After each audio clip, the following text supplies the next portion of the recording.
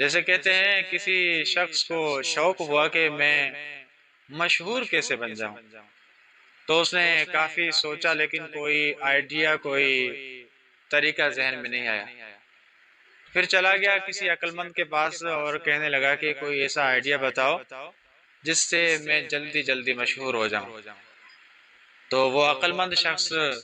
اس نے کہا کہ یہ کوئی بڑا مسئلہ نہیں ہے، بہت ہی آسان ہے۔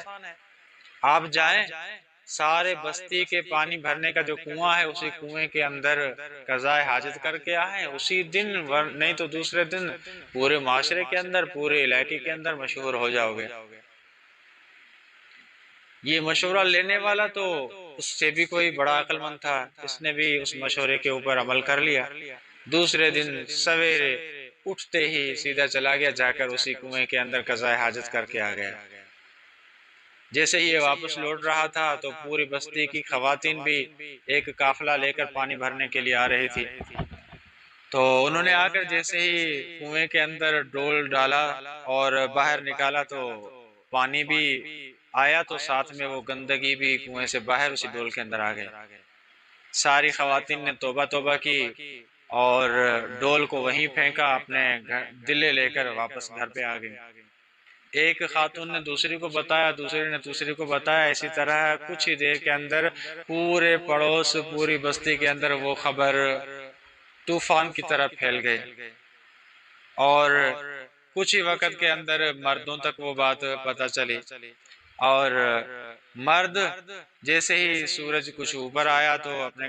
گھروں سے نکلے، کام دھندہ تو کوئی تھا نہیں، جیسے ہمارے سندھ کے اندر ہوتا ہے کہ فارغ لوگ گھر سے جب نکلتے ہیں سیدھا جا کر ہوٹل پہ بیٹھتے ہیں، صبح میں ایک ہاف چائے پی لیتے ہیں اور شام تک پھر بس گپے شپے لگاتے رہتے ہیں اور کوئی کام دھندہ نہیں ہوتا۔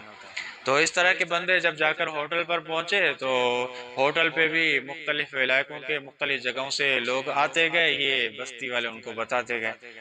اور ایک ہی دن میں شام تک ہر چھوٹے بڑے مرد عورت کی زبان پر اسی شخص کا نام آ گیا کہ بھئی دیکھو کتنا اس نے خراب اور گھٹیا کام کر لیا کہ کنویں کے اندر جا کر قضائے حاجت کر کے آیا۔ اور یہ شخص اپنی شرمندگی کو محسوس نہیں کر رہا، لوگوں سے چھپ نہیں رہا، بلکہ دل ہی دل میں خوش ہو رہا ہے کہ واقعی اس شخص کا مشورہ تو کام کر گیا، ایک ہی دن میں اتنا مشہور ہو گیا ہوں کہ چھوٹے بڑے مرد عورت ہر ایک کی زبان پر میرا ہی نام